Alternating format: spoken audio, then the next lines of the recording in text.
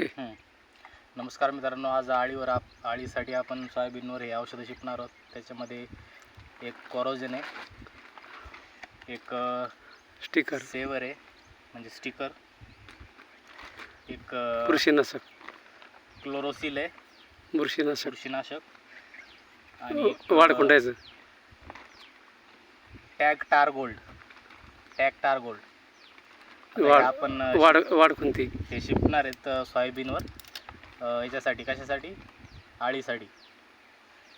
तर तुम्हालाही जर शिपायचं असेल तर हे तुम्ही शिकू शकता. सेवर, कोरोजन, क्लोरोसिल आणि टॅग टार गोल्ड. ठीक आहे.